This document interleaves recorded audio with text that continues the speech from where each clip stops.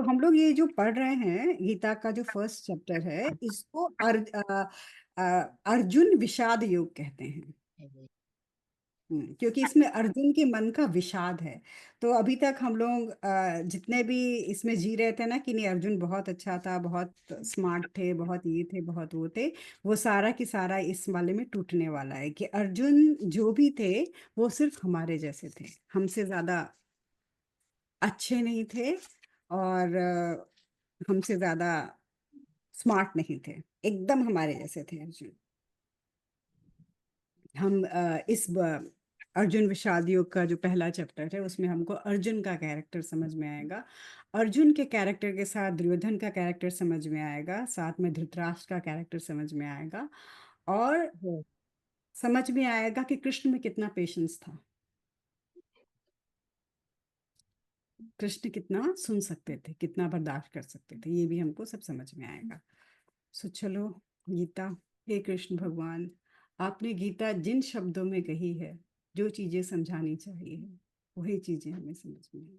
तो थर्ड जो है फिर से जो दुर्योधन है, हमने देखा था दुर्योधन जो है वो चल के जा रहा था अपने आर्मी के पास, तो वापस तीसरे वाले में जाके दुर्योधन जो है वो फिर से द्रोणाचार्य के पास जा रहा है। हमने देखा था ना कि वो द्रोणाचार्य के पास गया था, जो कि पांडव और कौरव दोनों के गुरु थे। द्रोणाचार्य कौन थे? पांडव और कौरव दोनों के गुरु थे। वहां जाके बोल रहा है कि आपको पता है इन लोगों ने जानबूझ के अपना जो कमांडर रखा है, अपना जो सेनापति रखा है, वो सेनापति धृष्टद्युम्न को बना के रखा है। अब सबको पता है ना धृष्टद्युम्न जी के भाई की कहानी। हाँ। द्रौपदी के भाई का जन्म ही इसलिए किया गया था कि वो आके द्रोणाचार्य को मारे, मार। हम्म। उसीलिए जन्म उनका हुआ था।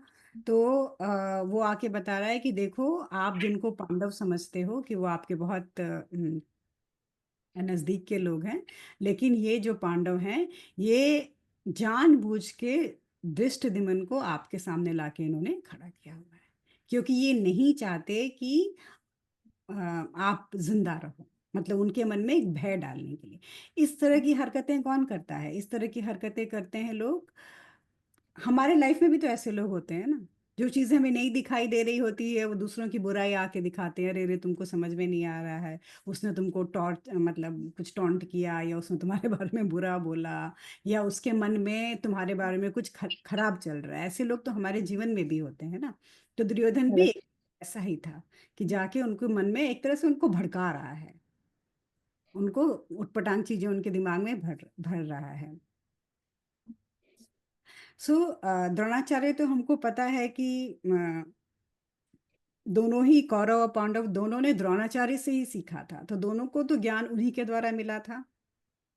अब दुर्योधन के मन में इतना भय है कि अर्जुन उनका प्रिय शिष्य उधर है, तो किसी तरह तो इनका मन मैं अर्जुन के प्रति खराब कर दूं, कुछ तो कर दूं कि इनके दिमाग में अर्जुन ना आए। यहाँ पे एक शब्द है जो है तब शिष्यान धीमता। इसका मतलब होता है कि द्रोणा जो है वो बहुत ही सिंपल हार्टेड। उन्होंने जब दुष्टदमन उनके पास आए सीखने के लिए, तो उनके मन में एक बार भी ये विचार नहीं आया कि ये मुझसे सीख के कल मुझको ही मारेगा। उन्होंने जानते हुए कि मेरे दुश्मन का बेटा है, इसके जीवन का उद्देश्य मुझे मारना है, उसके बाद भी उन्होंने, चूंकि वो उनके पास सीखने के लिए आया था, तो उन्होंने उसको सिखाया था। हम लोगों में से कौन इतना बड़ा है जो हमारे पास हमारा दुश्मन आए उसको हम दिल खोल के कुछ सिखा सकते हैं? नहीं। कभी नहीं। कभी हम्म। कभी नहीं ना। तो लेकिन द्रोणाचार्य की ये एक बहुत ही सुंदर, बहुत ही अच्छा उनकी एक क्वालिटी थी कि उनके पास कुछ अच्छा था। तो उन्होंने ये नहीं सोचा कि दोस्त है कि दुश्मन है, उनके पास अगर सीखने आया है तो उन्होंने उसको बिना भेदभाव के दिया। तो एक टीचर कैसा होना चाहिए? ये टीचर का गुण है ना। टीचर के पास कोई भी आए, टीचर समभाव से सबको पढ़ाएगा, सबको समझाएगा। पहले से। हाँ, ये टीचर का गुण है एक। अपनी मतलब सिंपल हार्ट के चलते, बहुत ही अच्छे दिल के हृदय के चलते उन्होंने सिखा दिया था कि अरे कोई बात नहीं, बच्चा है, आ गया है मेरे पास, कोई फर्क नहीं पड़ता। इस समय क्या है कि सारे लोग युद्ध क्षेत्र में एक दूसरे के आगे खड़े हैं, दोनों सेनाएं एक दूसरे के आगे खड़ी हुई हैं, और दुर्योधन जो है जाके द्रोणाचार्य से बात कर रहा है। सो दो चीजों के बारे में जाके अभी वो बात कर रहा है, एक तो धृष्टद्युम्न के बारे में और दूसरा अर्जुन के बारे में। धृष्टद्युम्न तो उनको मारने के लिए पैदा हुआ था, और अर्जुन जो था उसको द्रोणाचार्य ने ही सबसे ज्यादा पावरफुल, सबसे ताकतवर योद्धा बनाया था, आर्चर बनाया था, धनुर्धारी। हाँ, धनुर्धारी बन यहाँ पे खड़े होके वो उनके मन में इनके प्रति बुराई नहीं भर रहा है, साथ में द्रोणाचार्य पे टॉन्ट भी कर रहा है। होता है ना, हम लोग सब टॉन्ट करते हैं ना एक दूसरे को, कोई हमारे फैमिली में किसी के लिए कुछ अच्छा करे, वो उसको पलट के उल्टा कर देता, हम कहते हैं हाँ बहुत अच्छे गए थे ना अच्छे बनने के लिए, देखो तुमसे ही लड़ने के लिए तैयार हो गए, या अपना दुश्मन तुमने खुद ही तैयार।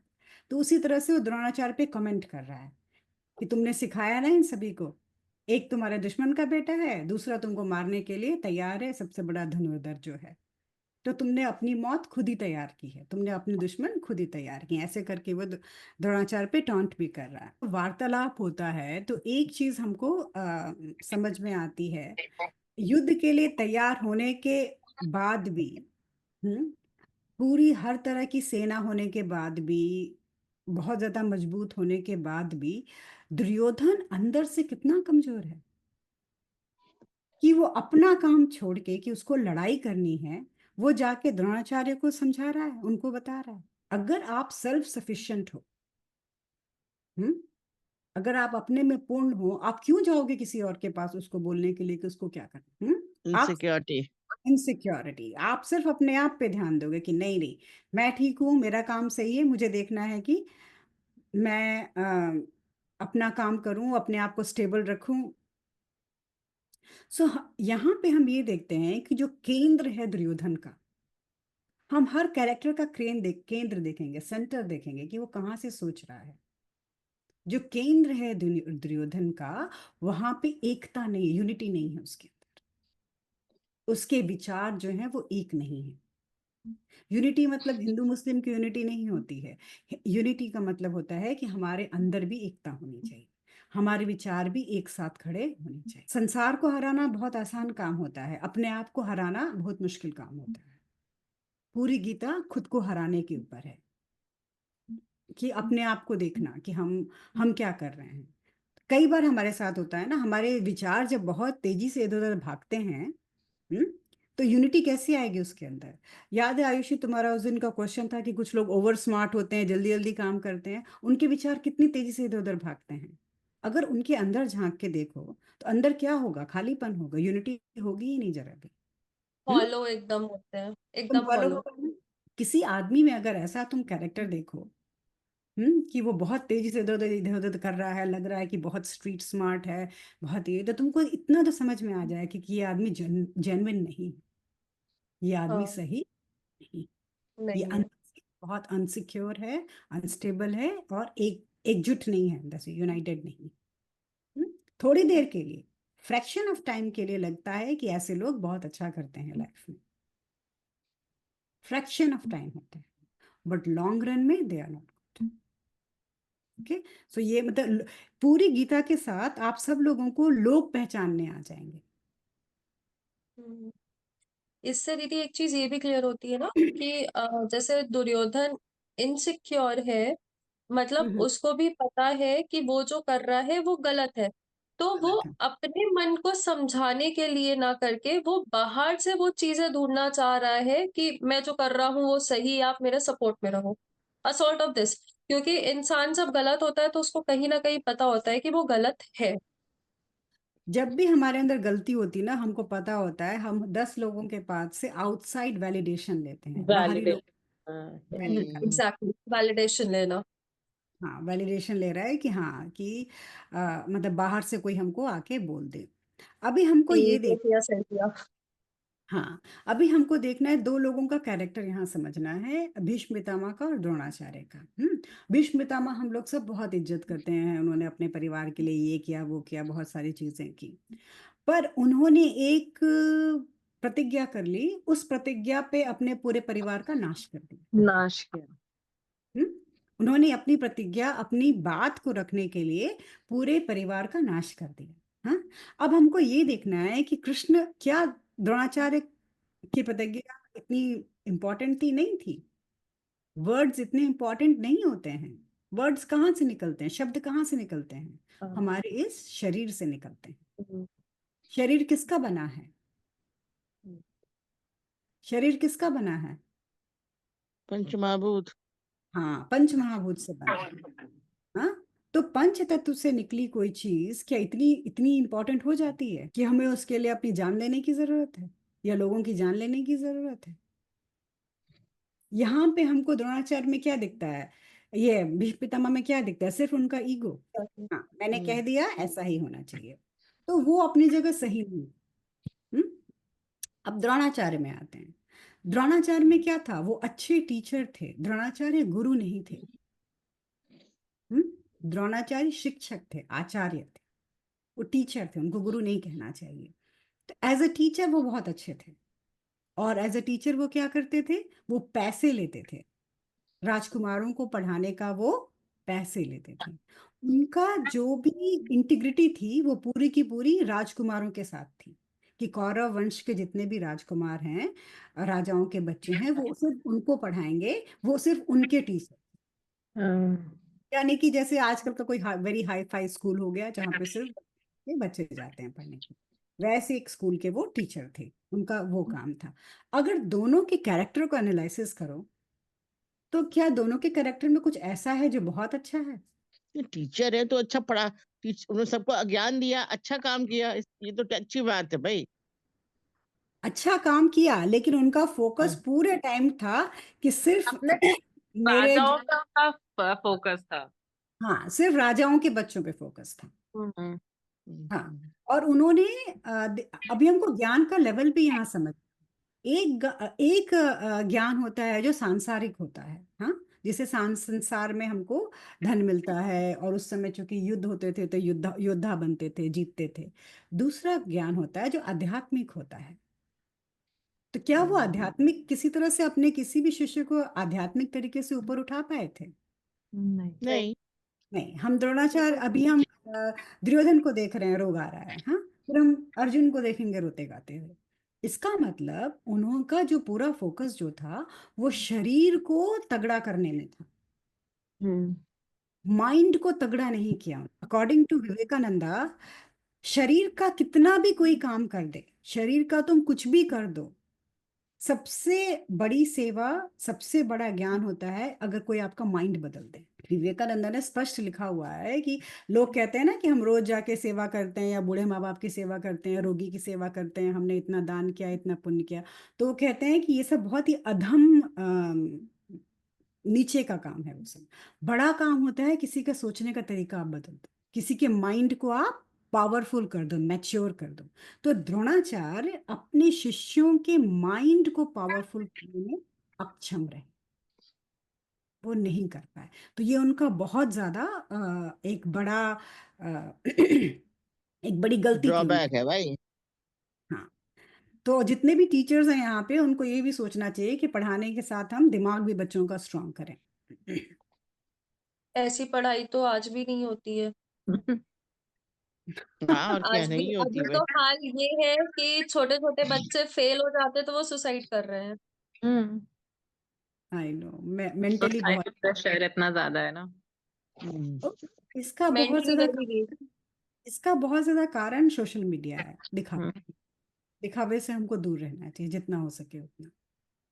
क्योंकि हम एक चीज दिखाते हैं, अपनी एक अपनी खुशी की फोटो डालते हैं, 10 लोग ऐसे होंगे जिनका वो दिन खराब चल रहा होगा, बैड डे होगा उनका, और फिर उनको और डिप्रेशन होता है उसको देख के कि वो इतना खुश है, मैं इतना उदास क्यों हूँ। मेरे पास कितने लोग ऐसे आते हैं जो ये रोते हैं मुझसे बोल के कि उनके फ्रेंड्स कितने वेकेशंस पे जा रहे हैं और मैं किसी कारण से वेकेशन पे नहीं जा पा रही। इसीलिए मैंने अपनी वेकेशंस के फोटो मैं कहीं नहीं डालती, हार्डली मैं कोई अपना फोटो डालती हूँ, क्योंकि मुझे नहीं किसी के मन में विषाद उत्पन्न करना है। सबकी अपनी जिंदगी होती है, क्यों ऐसा नहीं है कि मेरा सारा दिन बहुत अच्छा होता है, बहुत खराब दिन मेरे। तो मतलब ये ध्यान रखना है फोटो पोस्ट करने से पहले कि हम क्या पोस्ट कर रहे हैं, दूसरों के ऊपर इसका क्या असर पड़ेगा। उस दिन सोनिया ने जब मुझसे कहा था रेप केस के बारे में, तब भी मैंने ये कहा था कि उस आदमी को हम दोष कैसे दे सकते हैं, हम सब दोषी हैं ना। हम सब मेकअप कर करके, चेहरे चमका चमका करके, स्किन दिखाने वाले कपड़े बैठते हैं, किसी को भी हम प्रोवोक कर सकते हैं। हम्म? और प्रोवोक करने के बाद वो जो लड़की बेचारी सामने आती है उसके ऊपर अटैक हो जाता है। तो क्या हम सब लोग गलत नहीं है इसमें? वो सारे हीरो हीरोइंस, मॉडल्स, रील बनाने वाले, सबकी गलती है ना, किसी एक की गलती थोड़ी ना। पॉर्न स्टार्स, राइट, सब हैं इसमें, हम सब हैं इसमें। हर आदमी अगर मर्यादित रहेगा तो धीरे धीरे क्राइम जो है अपने आप कम हो जाएगा। इसीलिए मर्यादा बताई गई थी पहले कि आप मर्यादित रहिए। सो हम सब देख सकते हैं कि आर्मी के खड़े होने के बाद भी इसका माइंड जो है दुर्योधन का पूरा ही पूरा अनसेटल है, एकदम उबड़ खाबड़ चल रहा है। अपनी डिजायर को सपोर्ट करने के लिए, इसकी जो इच्छा थी दुर्योधन की कि अब यहाँ पे हम माइंड से रिलेटेड एक चीज को देखते हैं। तो क्या होता है कि हमारा जो माइंड है वो कुछ भी सोच लेता है, हमारा मन कुछ भी सोच लेता है। हम्म?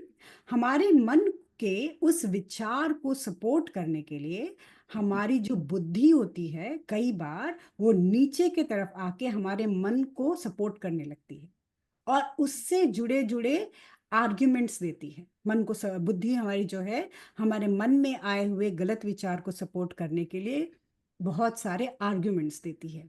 यानी कि बुद्धि जो होती है वो मन के ऊपर होती है, माइंड के ऊपर होती है, वो नीचे गिरती है।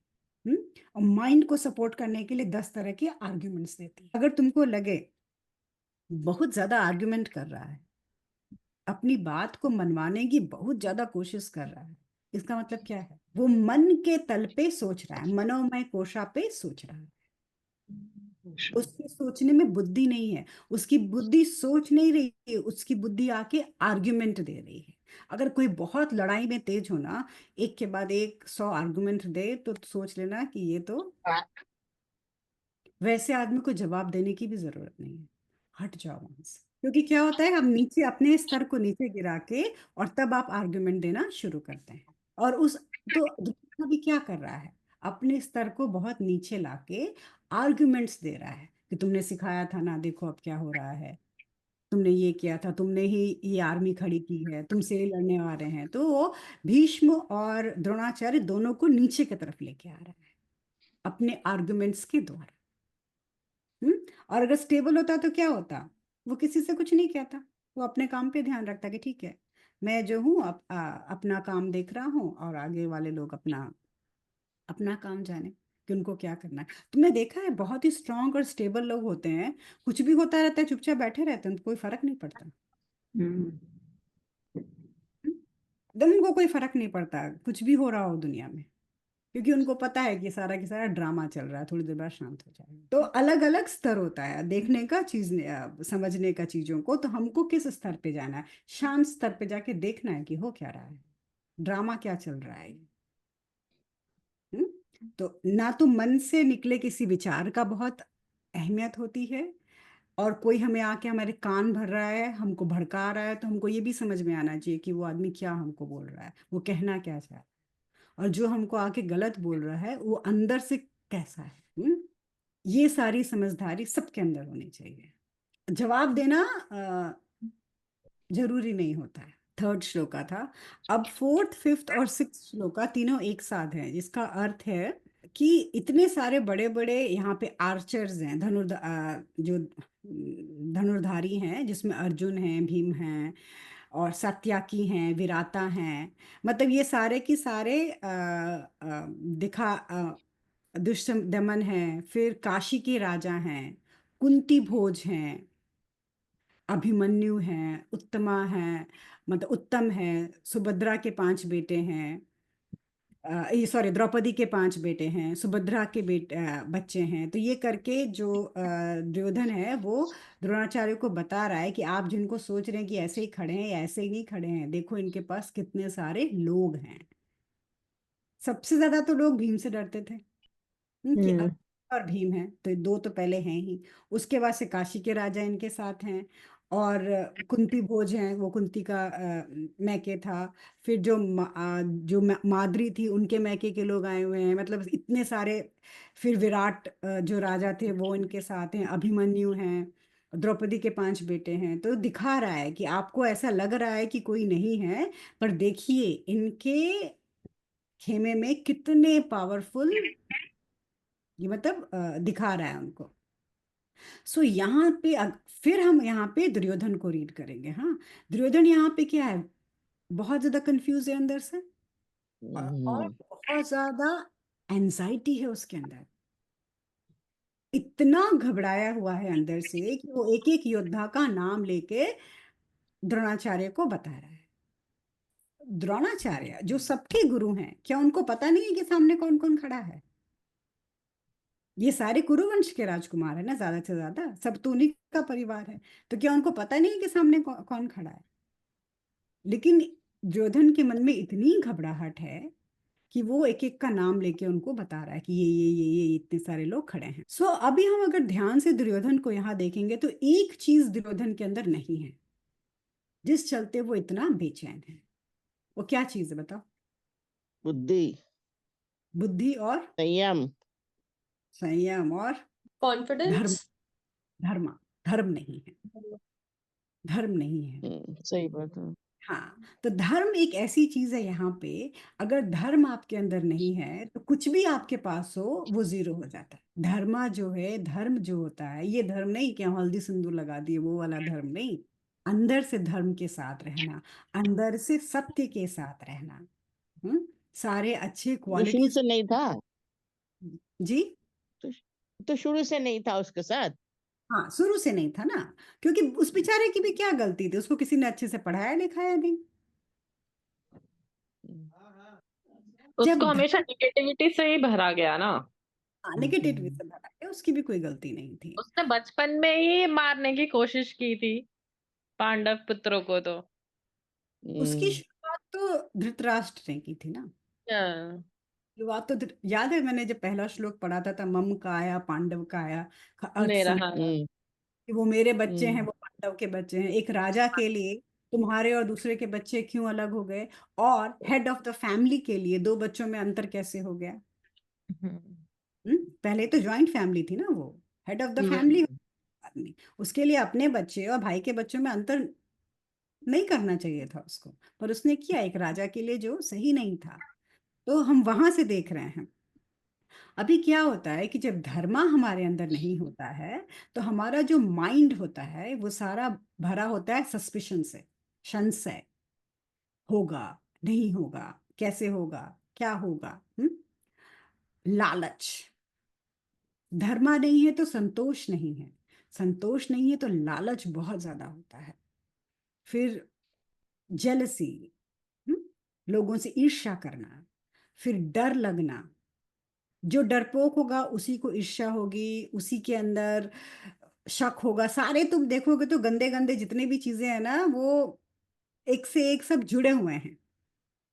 वैसे ही लोगों को इल्यूजन होगा, इल्यूजन मतलब माया होगी बहुत ज्यादा। उनको लगेगा कि हाँ बस, वो अपनी माया जाल फैला के उस माया जाल में वो ऑपरेट करेंगे, अपने सारे के सारे गलत वृत्तियों के आधार पे। जितनी भी गलत वृत्तियां हैं उनके अंदर रहेगी, और उनको लगेगा कि यही उनका जो जीवन है ये ऐसा का ऐसा है। वो अपने अंदर के अधर्म को, क्योंकि उनके अंदर धर्म तो नहीं है, अपने अंदर के अधर्म को सपोर्ट करने के लिए बहुत सारे आर्ग्यूमेंट्स देंगे। क्योंकि अभी मैंने पहले भी बताया था ना कि मन जो है कुछ गलत निर्णय लेता है तो बुद्धि ऊपर से नीचे उतर के आती है, और गलत गलत तरीके से उस मन को सपोर्ट करती है, आर्गुमेंट देती है कि नहीं नहीं, मन जो से कह रहा है वो ठीक है। फॉर एग्जाम्पल, डायबिटीज है और हमको गुलाब जामुन खाना है, क्या होगा? मन कर रहा है खाने का तो बुद्धि नीचे उतर के आएगी। अब बोलेगी अच्छा एक खा लो, इतनी कैलोरी नहीं होती है, अच्छा एक खा लो, थोड़ा चल लेना। होता है ना इस तरह के आर्ग्यूमेंट्स की बुद्धि उसको सपोर्ट करती है। तो सेम चीज हमको यहाँ दिखने में आ रहा है। धर्म नहीं है तो क्या है वहां पे? अधर्म है। धर्म नहीं है तो अधर्म का वास है। अधर्म है तो इतनी सारी गलत चीजें आपके अंदर आ जाएंगी। अब हम सब अपने आप को बैठ के देख सकते हैं कि हम लोगों के अंदर इस तरह की कितनी भावनाएं हैं। और अगर इस तरह की बहुत सारी भावनाएं हैं तो क्या हम धार्मिक हैं? क्वेश्चन मार्क है ना ये एक बहुत बड़ा। अगर हर तरह की गलत वृत्तियां हमारे अंदर हैं, हम धार्मिक कैसे हुए? हम तो वेदांत के हिसाब से, गीता के हिसाब से धार्मिक हो ही नहीं सकते। हम्म। अब धर्म का मतलब सिर्फ मंदिर जाना या पूजा पाठ करना नहीं होता ना। धर्म का मतलब होता है अपने अंदर में ये सब चीजें हटा के पवित्रता लेके। तो अब जब भी तुम्हारे किसी के अंदर भी, मेरे अंदर या किसी के अंदर भी विचार आए, जेलसी का, ग्रीड का, एंजाइटी का, फियर का, तो हमको तुरंत उसको अपने अंदर से बाहर निकालना है, ये सोच के कि ये हमको अधार्मिक बना रहा है। जो धार्मिक पुरुष होगा उसको इन सब चीजों से कोई मतलब नहीं होगा। हम्म। तो ये हम अपने आप को करेक्ट कर सकते हैं, गीता के साथ साथ हम अपने आप को भी मजबूत बना सकते हैं। दीदी एक क्वेश्चन, हम्म। जैसे आज के टाइम पे धर्म तो सबके अंदर नहीं है, कुछ ना कुछ है त्रुटियां, तो हम्म। अगर सामने ऐसा कोई व्यक्ति हमारे खड़ा है, उसको डील कैसे करना है? क्या चीज का व्यक्ति? आ, मतलब जैसे अधर्मी है, या जैसे बोला ना कि अंदर से हॉलो है, बहुत आर्ग्यूमेंट कर रहा है और अपने आप को ही सब सिद्ध करना चाहता है, how to deal with that person? उसकी किसी भी आर्गुमेंट का अगर हम जवाब देंगे तो हम उसको वैलिडेट कर रहे हैं। ओके। किसी भी चीज का अगर मैं तुम्हारी किसी बात का जवाब दे रही हूँ, it means your questions matters to me. जब मैंने देख लिया कि तुम्हारे पूछने में या तुम्हारे बात करने में कोई भी अच्छाई नहीं है, तुम बस मुझे नीचे दिखाने के लिए मुझसे बात कर रहे हो, मुझे क्या जरूरत है तुमसे बात ही करने की? एग्जैक्टली। है ना? मुझे तुमसे बात ही नहीं करनी। यहाँ पे आता है पेशेंस। सबसे बड़ा जो गुण है वो होता है पेशेंस, सहन शक्ति, जिसको ऐसे दिखाया जाता है हमारे समाज में कि सहना सबसे गलत काम है। हम नहीं सहेंगे, हम वो नहीं सहना है, हमारा सबका नॉर्मल डायलॉग ये होता है। हम्म। हम सबका नॉर्मल डायलॉग होता है, हम नहीं सहेंगे, हमें नहीं सहना, कोई हमें सहवाए नहीं। हाँ। लेकिन अध्यात्म हमें क्या कहता है? अध्यात्म कहता है कि सहना जो है वो सबसे ज्यादा जरूरी है आंतरिक मजबूती के लिए। जिद्दू कृष्णमूर्ति कहते हैं, जय कृष्णमूर्ति, जो कि वेदांत के बहुत बड़े एक विद्वान थे, गुरु थे। वो कहते हैं कि जैसे हीरे को संभाल के रखते हो ना, वैसे ही सहन मतलब लोगों की बुराइयों और अपनी सफरिंग को भी संभाल के रखो। उसको देखते रहो कि तुम कितना सफर कर रहे हो, तुम्हें कितनी तकलीफ हो रही है। तुम्हारी हर तकलीफ तुमको मजबूत बनाती है। तुम्हारी सहन शक्ति ही है संसार में जो तुमको मजबूत बनाती है। तो कोई हमें नीचा दिखा रहा है, हमें डाउनफॉल करा रहा है वर्क प्लेस में या कहीं भी, अगर जरूरत नहीं है, बिना उससे बात किए हमारा काम चल सकता है। हमको उसकी बात का जवाब देने का भी जरूरत नहीं है। बट अगर कोई बॉस है और जहाँ पे हमको it is important to talk, right, हम बैक स्टेप नहीं ले सकते हैं, वहां पे भी बात करने से पहले हमको ये देखना होगा, खुद को 5 मिनट का टाइम देके शांत करके पूरा, फिर ये देखना है कि हम बात कर किस पॉइंट से रहे हैं, हमारे मन से थॉट्स आ रहे हैं या हमारी बुद्धि से थॉट्स आ रहे हैं। ओके। अगर जरूरी है बोलना तो मन को पूरा दबा के, मन तो कर रहा होगा चिल्लाएं लड़े मुंह नोचले जाके, ये करे वो करे ये करे, वो सारी चीजों को कैंसिल करके बुद्धि को यूज करना है कि यहाँ पे मुझे बात कैसे करनी है। जो लॉयर्स करते हैं कोर्ट में, इमोशन पे नहीं चिल्ला के बुद्धि को यूज करते हैं कि इसकी बात को मैं कैसे तोड़ूं। तो हमको ये देखना है कि इसकी बात को मैं कैसे तोड़ूं। और उस समय तुम देखोगे ऐसा सुंदर इंट्यूशन होगा, इतना पावरफुल इंट्यूशन होता है उस वक्त, तुम जो बोल देते हो मुंह से तो किसी के पास उसका जवाब नहीं होता है। उसी लेवल पे जाके लड़ाई किया, लड़ाई में जीत नहीं सकते हैं। बात समझो मेरी, लेवल को उठा लिया, तुम्हारे सामने कोई खड़ा नहीं हो सकता।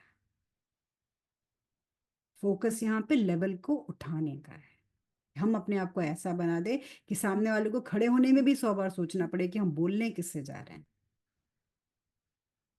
ये अपने लेवल को ऊपर उठाने से होता है। हम उस लेवल पे आके नहीं, कुछ भी हो जाए, it's a constant practice, constant every moment का प्रैक्टिस है ये, कि हमको ऊपर रहना है, नीचे नहीं आना है।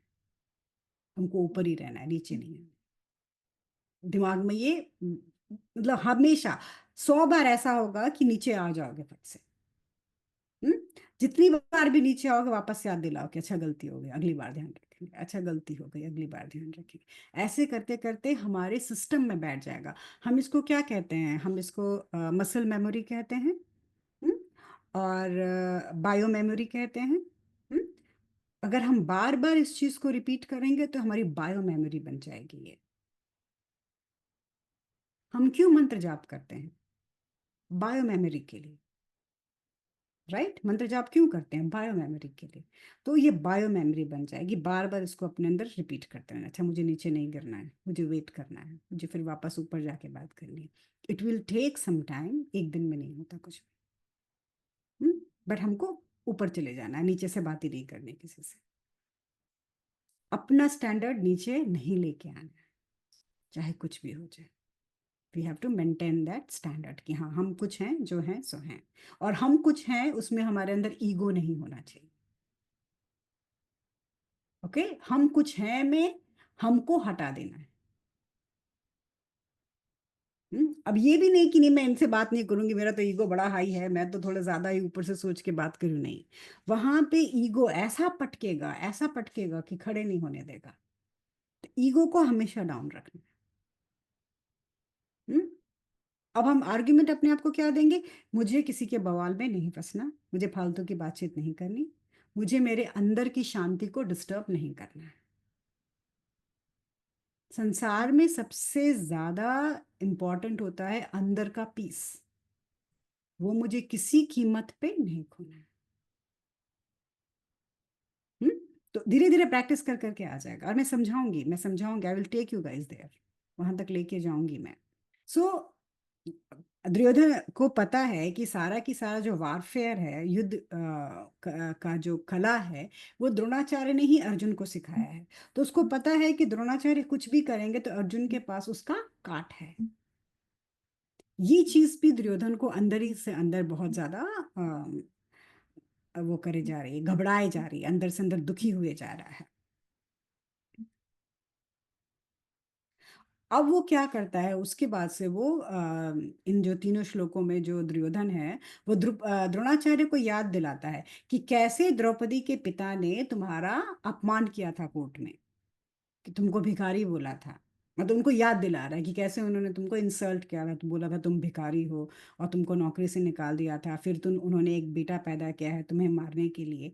मतलब द्रोणाचार्य के अंदर आक्रोश भर रहा है, गुस्सा भर रहा है, उनको पुरानी ऐसी ऐसी बातें याद दिला के, कि आपके सामने जो, अगर तुम्हारे सामने कोई खड़ा है और तुम्हारे मन में बहुत गुस्सा है तो तुम उसको सीधे मारोगे जाके।